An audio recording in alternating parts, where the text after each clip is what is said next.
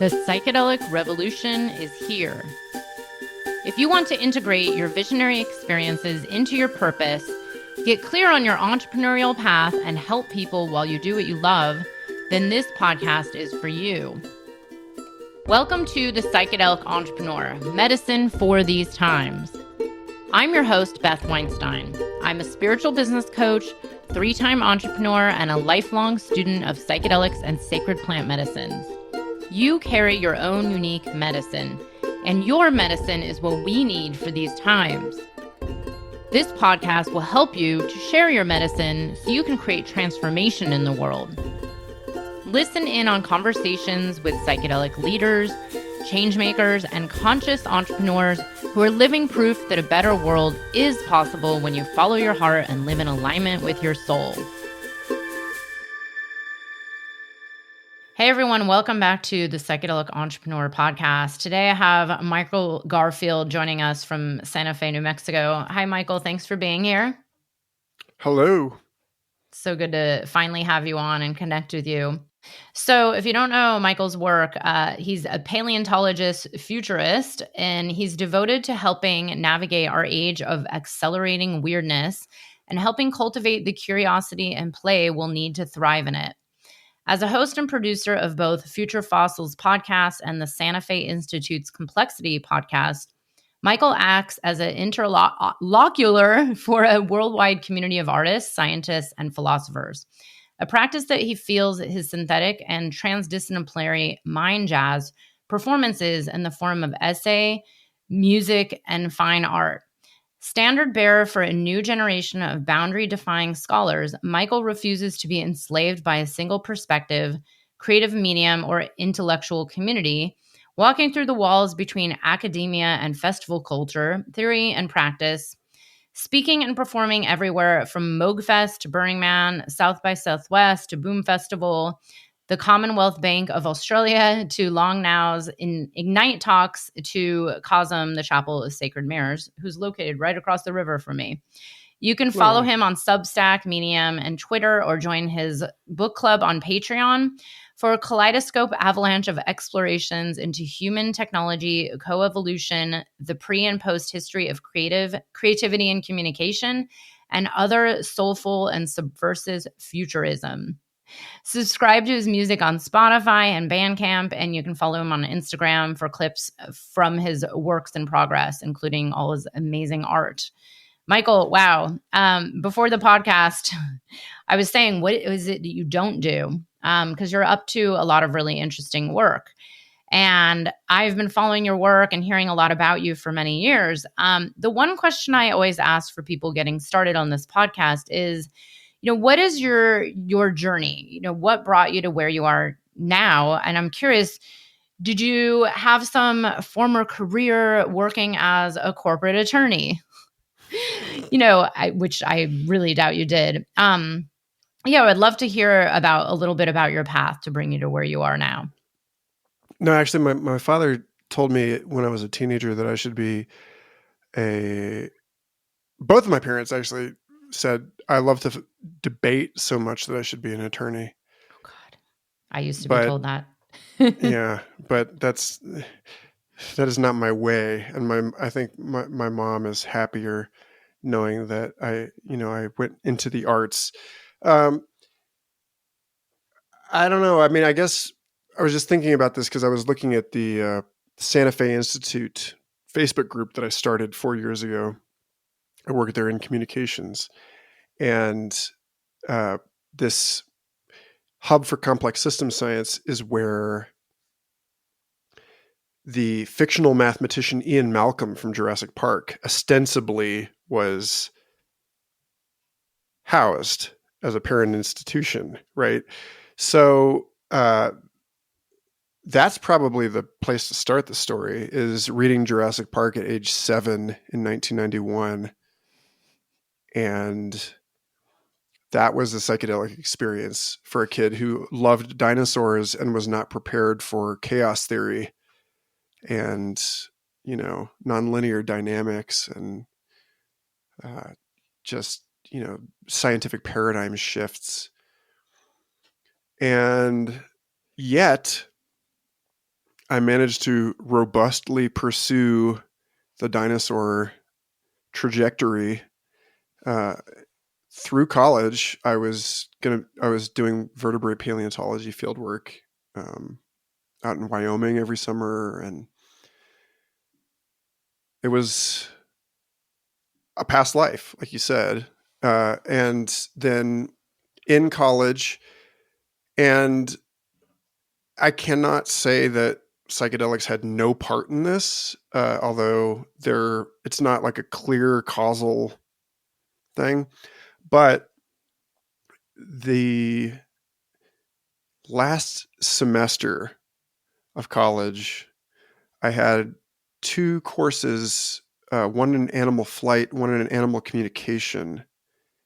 The animal communications piece had papers on the evolution of songbird learning and like how they maintain, like how they learn and maintain songs, and the relationship between genes and culture. And this other paper on the evolution of language in humans, like a mathematical model for the evolution of syntax.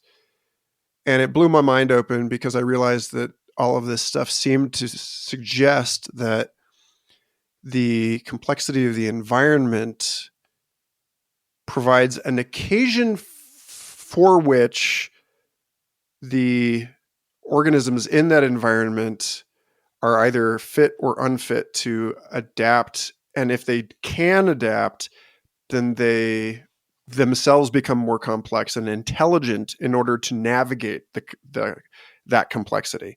And I was like, wait a minute, this is deep. This is the origins of multicellularity, the origins of social organisms. We're in that same kind of dynamic. And I stopped caring so much about dinosaurs specifically and more about the big patterns. And like I was reading Ken Wilber at the time, Colorado integral philosopher who has for decades been keen on bringing all of these different disciplines together. If you're familiar with Alex and Alice, and Alex and Ken, they're all great friends, and but yeah, so there was this sense that, as Ken puts it, he talks about quadrants of individual and collective and interior and exterior perspectives on the world, and how you can organize disciplines into that matrix and see science as being something that's looking at the exteriors of individuals or of collectives, and like intersubjectivity is the interior of a collective. And I was like, well, this has to do with evolution, because the perception of organisms is what enables the navigation of their environment. So there's this not obvious relationship, but nonetheless very fundamental relationship between mind and communication, and the unfolding of form in time, the unfolding of biological form. And I just became completely obsessed with that. And I could not at the time find any place to study it except like I had vertebrate paleontology PhD program applications signed, stamped, and sealed, like ready to go. And then suddenly there's this whole other thing, which was like, you need to apply to the Harvard mathematical biology department to pursue this. And I was like, nope. So I bailed. And I mean, I was strongly discouraged from pursuing these questions as a graduate student by everyone I spoke to. And they, because they were like, tell me what complexity is. And I was like, I don't know. I'm 21. I don't know what I'm talking about. You're supposed to tell me, you're 60. You've been doing this for your whole life. So I moved to Boulder, Colorado, and there began a 13-year career of painting and making music at festivals and writing for various blogs, speaking all over the place. I just kind of picked up what I could. And I continued asking these questions and how all of that applies to modern technological coevolution. But it wasn't until, 2018, I fell back into the orbit of the Santa Fe Institute through their Interplanetary Festival and ended up on their communications team, which until very recently was just two people. It was just me and my supervisor. So here we are. I sometimes I feel like I'm like the court jester, because it's like I am. There's like no one more like this like fictional comedic foil from this book written by Michael Crichton, who is friends with Marie Gelman, who is one of the founders of the Institute. I don't know, maybe I'm a hyperstition or something. They used to have a faculty page for that character, and they deleted it out of respect for their dignity. But anyway, there you go. Thanks for sharing all this. I'm curious, when did psychedelics or, any kind of, non-psychedelic experiences, but psychedelics with the aid of substances or plants or both, when did that come into your life, and how did it shape what you started to put out in the world, with Future Fossils, with your art, with your music? Or did it? I'm curious, because then I want to get into, deeper conversations about psychedelics and consciousness and the world that we're in and where we're going and the future of that. But let's hear a little bit about your, psychedelic influence over the years. Sure. Well, that same semester that I was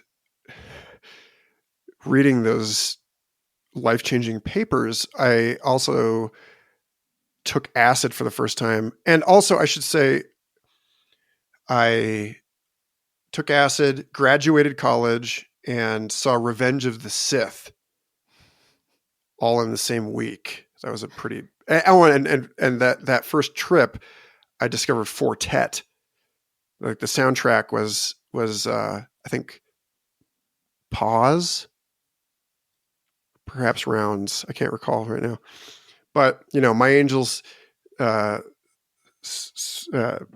rocks back and forth, I think is the track. Anyway, that actually came a few years after my first psychedelic experience properly, which was in my sophomore year of college with psilocybin mushrooms. And even though I can trace it back further than that, I can trace it back endogenously.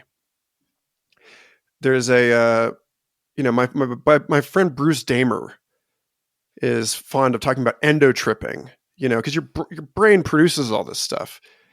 And I wonder sometimes if I were not endotripping myself as a teenager, because I would be lying in bed and I would have these not exactly out of body experiences, but like I would suddenly feel like I was infinitely vast and also infinitely narrow, like constricted into a point. And I would sit there and I was like, my whole body was like strobing with, and I would tell my friends about this and they're like, are you sure you've never done drugs? And I was like the last one of my friends to do so. But yeah, so anyway, I think probably the proper start is in 2002, right? With psilocybin. And that was a sequence of lake camping trips that I pushed.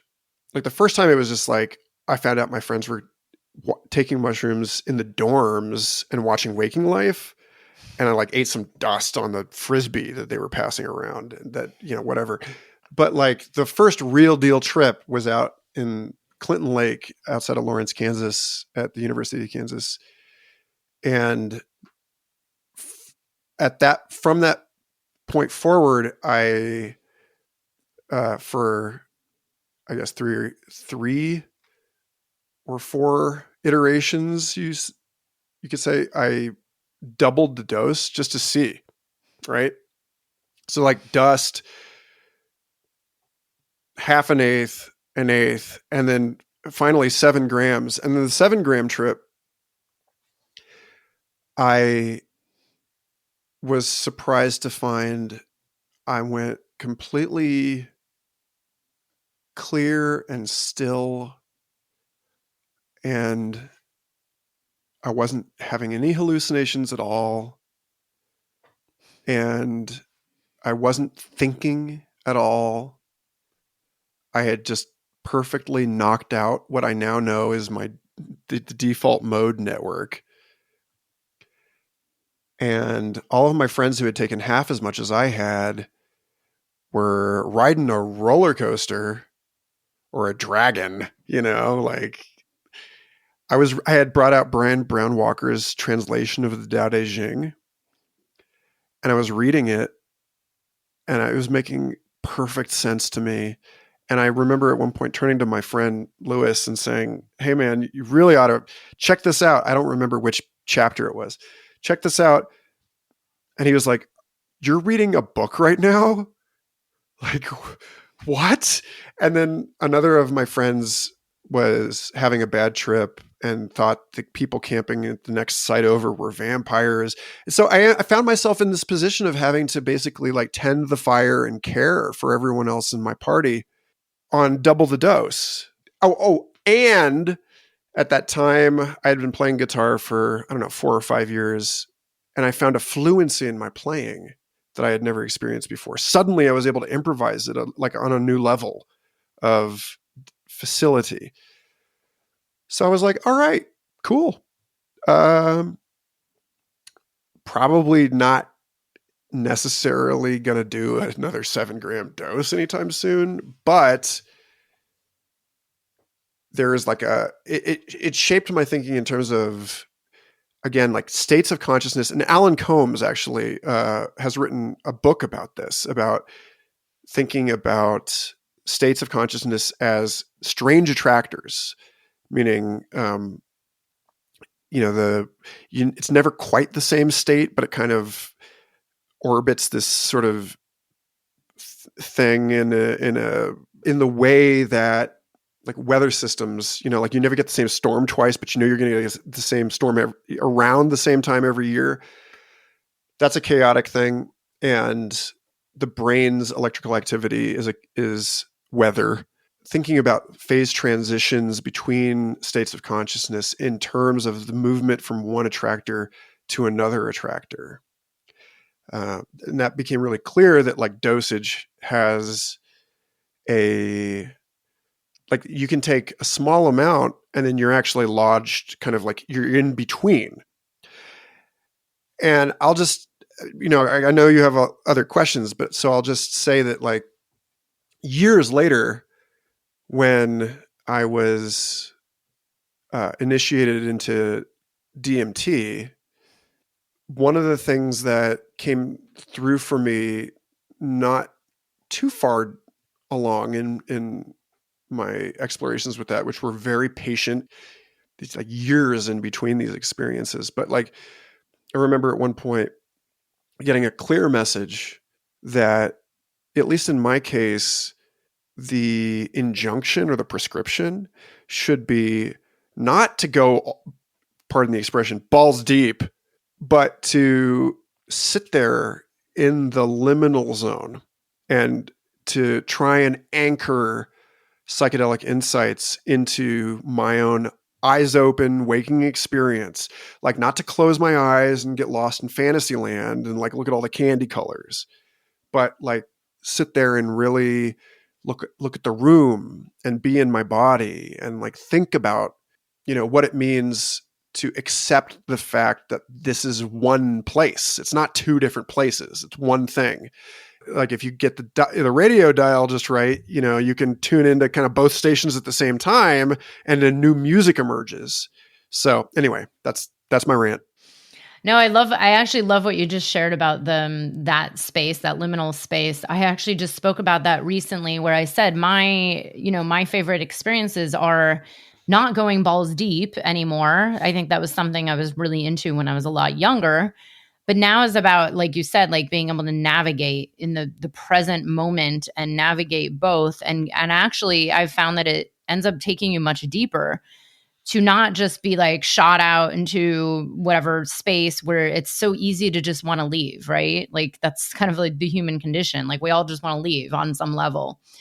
But I feel like the real benefits of navigating this embodied life that, we're in, whether we like it or not, is in that state of being able to be conscious and aware and present and navigate and actually take home the quote lessons and insights from these spaces, not just be, I mean, even with mushrooms, like I can't even do large doses anymore because I just forget everything.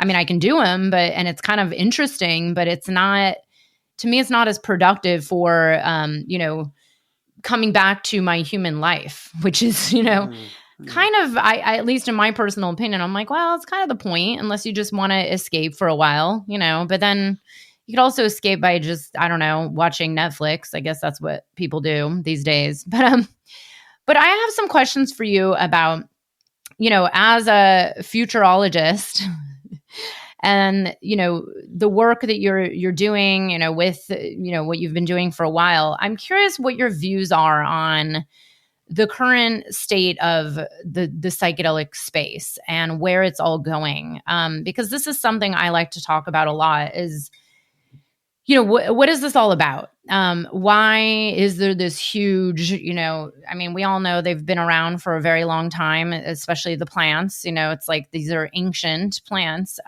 But there's this exponential growth in the interest and use and the demand for having a, consciousness expansion experience, and not just psychedelics with the plants or the medicines, but other forms of experiences that people are getting more and more into. And I'm curious, what are your views on how, like, why this is here now?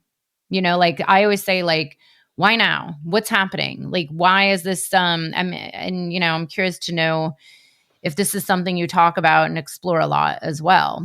What are your views on this? I see the timing of the eruption of various psychoactive compounds into global markets and into common use as part of this like sweeping symphonic, like big history that has everything to do with the other ways in which we are embedded in our ecosystems. Like if there's like food webs, but there's also use webs. My friend and colleague Stephanie Crabtree is an archaeoecologist at the Santa Fe Institute and talks about studying how, like, if you look at not just the way that humans, they might fish and hunt and so on, gather plants, but then they also use certain things specifically for like tools or medicines, and that counts in the expanded trophic network, right? So there's a use web, and I think that that's really important because that's one of the things that comes out of the psychedelic experience for a lot of people, is understanding your role as not on the top of some, idealized low dimensional, BS rhetorical self-congratulating food chain, but as embedded in an ecology where you are food for other things. And in fact, starting in 2007, when I became 2007 or 2008, when I became a contributor to Reality Sandwich, the website that, it used to be, that was sort of the thing, is like this question, like the Reality Sandwich is like, well, what are you feeding?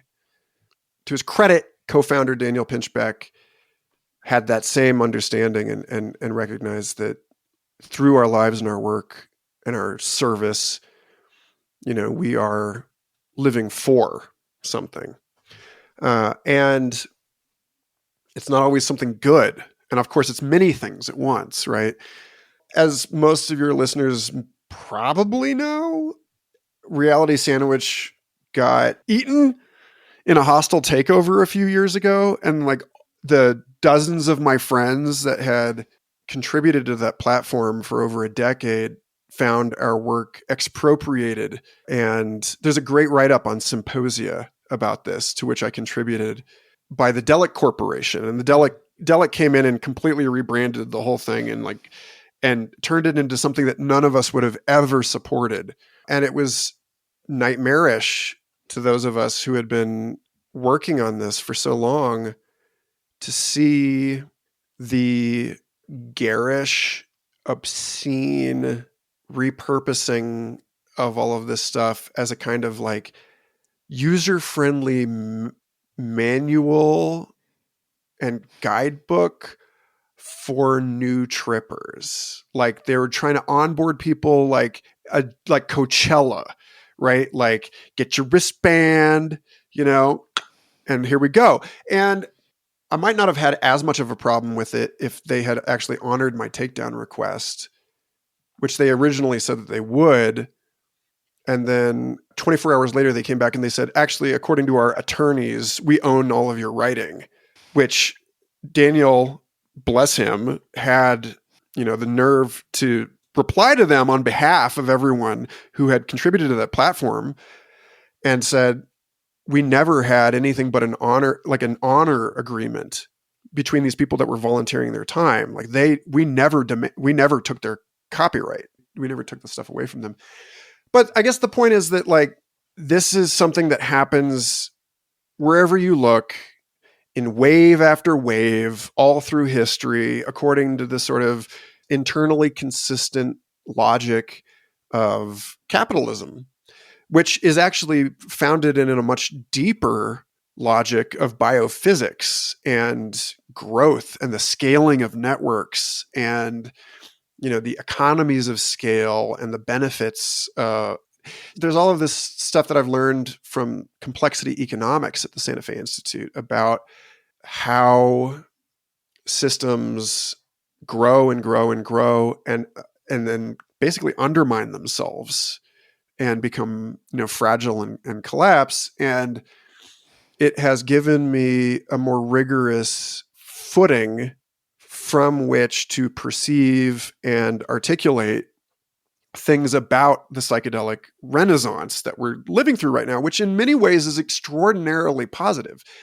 And yet, as one of my favorite historians, William Irwin Thompson, was fond of noting, there are tensions. There's a kind of a dialectic in each historical era.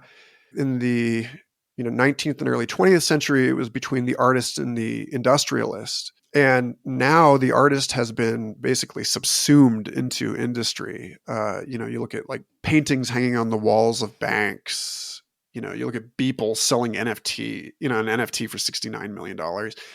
He proposed that the next wave would be between the technocrat and the mystic. And his, and in saying that, he was speaking in sympathy with the monks of the Lindisfarne Monastery, which was sacked by the Vikings, saying that like the true sort of core of the human spirit and of the work of culture and knowledge production and so on continues as an underground river through these waves of repeated colonization. And so I don't really know. Like I've been thinking about this for, before you and I talked about this, we were talking about Google Glass and like my experiences with that, which is wrapped up in all of this, like it's like with all these technologies and with living beings that we instrumentalize, operationalize as technologies, there's this constant kind of cross current.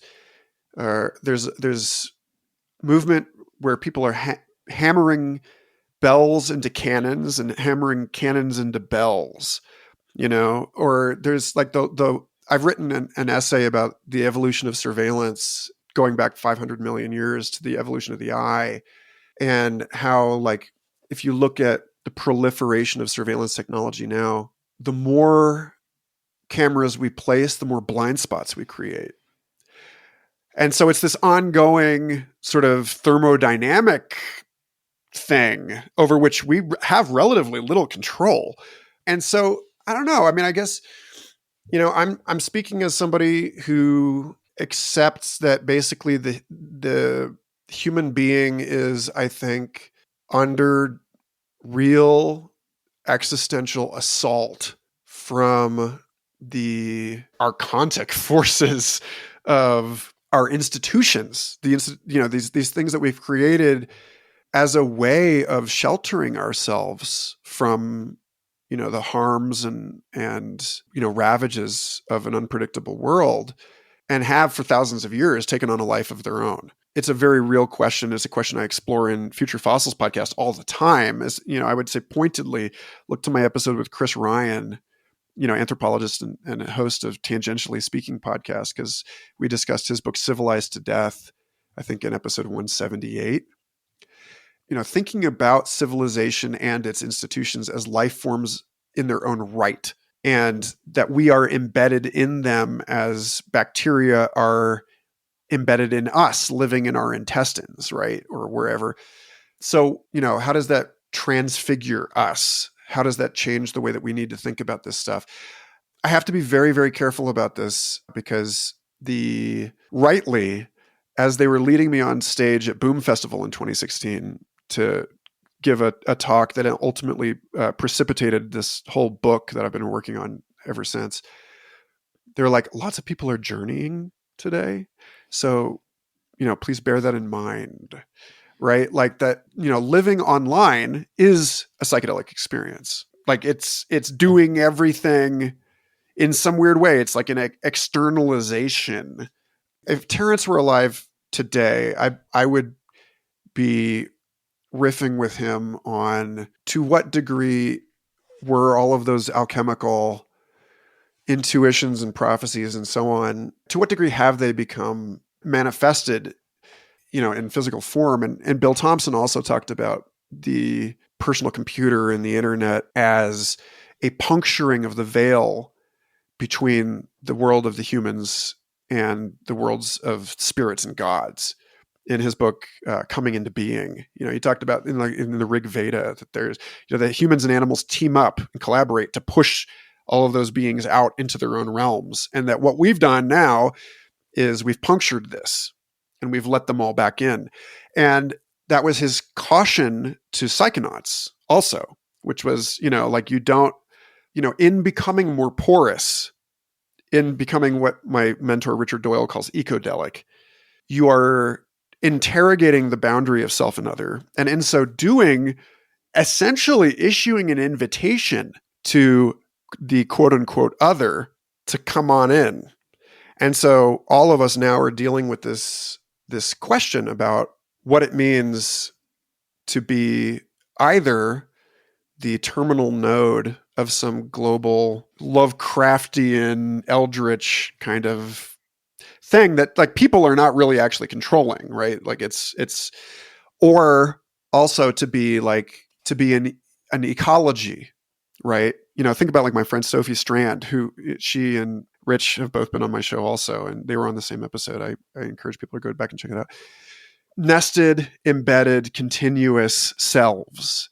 When we think about what that means for capitalism, all I can really do is point people to this essay I wrote, Improvising Out of Algorithmic Isolation, which is about how the more finely we are quantified and scrutinized and analyzed in order to be marketed to, in order to be understood and modulated, the more the pirate utopia or temporary autonomous zone has to move into something that is truly metamorphic, that is as Bioaccumulafe says, like, fugitivity defines this time, that we cannot find, I think anyway, the kind of security that we want in, what is it in OK Computer, Radiohead, they talk about, like a pig in a cage on antibiotics. Like, that's what these, what these corporations that are just like, oh, we can make psychedelics that don't make you trip, but they just cure your depression so that you can go back to work. It's like they're trying to, it's like everything has to be bent in this direction. Or even if it's, or like Compass Pathways trying to patent psilocybin therapy on a couch. You shall not pass. But at the same time, they will, like this stuff is going to happen. And so the underground continues, and there will always be an outlaw realm, and there will always be a liminal spaces. And that's what really matters. Like the whole point of all of this is that third spaces, right? Not the home, not the work, matter in urban design, and they matter in the design of our culture. And, we need to preserve ecstasis. This is the longest damn answer to your question, but like at all costs, wilderness must be preserved or we will all die. That wilderness includes the wilderness of the uncategorizable self. We cannot lie to ourselves about the ultimate scope of our potential knowledge. And I think there's hope in this, right? It's because for the very same reason that people fall through the cracks and don't get kind of government services and social recognition, we can also escape the panopticon by queering ourselves, by accepting that this world is getting stranger and stranger, and that as we learn more, the surface area of our questioning exceeds the surface area of our answering and continues to grow beyond it. Okay, sorry, you've got more questions. We've only got 10 minutes, answer. But there you go. No, I appreciate hearing this. I know I need to bring you back on to dive into like the 5 areas I would love to dive into. But the one thing that keeps coming up for me, because I know this is a lot of the work that you do, is, you mentioned capitalism and systems and, navigating these times and, like the algorithms and this world and these, corporations. And yeah, I mean, we could do multiple podcasts on the patterns that are happening out there in the psychedelic world. But I'm curious, how do you personally navigate these times?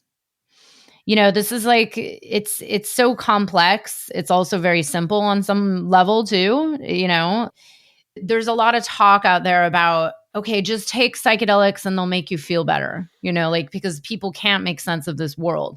People, maybe who don't have a certain level of connection to themselves, to a spiritual practice, to the earth, and they just are freaking out. We all know, everybody's heard stories. We've seen this over the last few years, especially.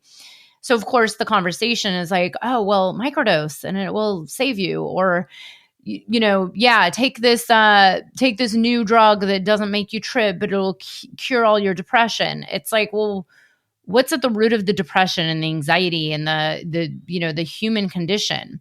And I'm curious, how do you navigate it? Or how do you, if someone came to you and said, like, I can't make sense out of this, and it's just so hard to be a human right now, what do you say to them? Or how do you navigate this? I'm curious, other than channeling all your energy into questioning it.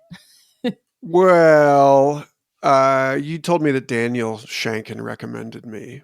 And one of my friends. Yeah. I would recommend Daniel for that question. I think that, the path of the heart is really the thing here. Like I said, my mentor, Richard Doyle, who has written probably the best book on psychedelics I've ever read, which is saying a lot. His book, Darwin's Pharmacy, Sex, Plants, and the Evolution of the Noosphere, is the only place I've ever found in writing a thesis on all of those ideas I was talking about at the very beginning, about the relationship between mind and language and, intelligence and consciousness and coevolution, symbiosis, and major evolutionary transitions and so on. And he links it all to this sort of the way that symbiosis folds the manifold of attention onto itself. The plant harvests the attention of its pollinator, and we're interwoven with all of these coevolutionary exploits.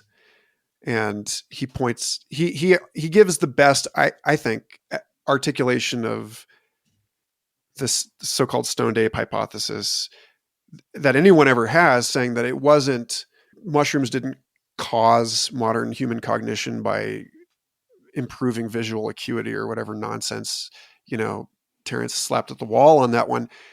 But that it was actually something else that he had said, which was that they had improved his eloquence, and that by creating an obstacle course for language itself, for communication, by giving us experiences that elude our ability to communicate them, that psychedelics beckoned us into more brilliant communication, which is like the peacock tail of the human being, right? It's a demonstration of brain fitness, and therefore a proxy for so many other things as far as like mate selection is concerned. So Rich's untestable hypothesis is that psychedelics make us sexier, basically, or did.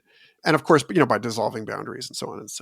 So another thing that Rich says about all of this, and again, this gets to the sort of bimodal, you think about like just waking consciousness and psychedelic as a psychedelic state as, two attractor basins. I think, and again, living online as we're kind of on like a low dose of psychedelics all the time with this porous self boundary. And Rich is one of many people who have pointed to this, what Robert Anton Wilson called chapel perilous, like the boundary layer between the personal and the transpersonal. And this is where people start seeing the patterns that connect everything, and it starts driving them nuts, and if you don't finally release yourself into the stream of the ongoing, eruption of the Godhead or whatever, then you set yourself aside from all of that and see it as a vast conspiracy that is going to devour you. Bob Wilson's point was that we're all in on this conspiracy, that we're the Illuminati. Richard Doyle takes it a slightly different way and says basically, paranoia is a pit stop on the way to metanoia. And his publishing imprint, Metanoia Press, where I hope I will have this book published. Yeah, I mean, what I would say is that if you can't take it, it's not for you to take. None of us are supposed to be shouldering the burden of everything we behold. It's the human condition. I mean, we are obligate social organisms. And culture accelerates this to an insane degree. Like, there's no way that even at this point, experts in their own fields can't keep up with the advancement of knowledge in their own domain of expertise. We need each other, and how exactly we will find better ways to rely on one another in the next few decades is an area of my central preoccupation. How do we stitch this all together as it continues to grow and grow wildly beyond our understanding and control? I don't know, but I would just say, look, if you're struggling, anchor yourself in simple things. Have a glass of water, get a warm blanket or a cool towel around your neck. Reach out to somebody that you love. Life is hard. The world is trippy enough, and I'm not always convinced that tripping more is going to make it easier. Michael, I know we have to run. We have like literally 30 seconds. We're going to have to bring you back on because I have 1,000 questions for you. But I want to leave you space to shout out whatever you have going on, your Patreon or your work, this book. When is this book coming out? Things like that. Well, it's mostly there. If you just go to my like Medium account, it's there. Substack is actually my blog for other stuff. But go check that out. Yeah, Patreon. I mean, I'm everywhere. It's actually like linktr.ee, like Linktree. Michael Garfield's got all that stuff. So go look it up. Enjoy. And thank you. Thank you so much for being here, Michael. I really appreciate your time, and I can't wait to get into this again. Sounds good. I hope you enjoyed the episode. If you're feeling inspired, I'd appreciate it if you showed your love with a review. And check out my YouTube channel where you can find the video version of this podcast. You can also head to bethaweinstein.com to learn more about me and grab my free business growth trainings. Remember, you carry your own unique medicine, and your medicine is what we need for these times.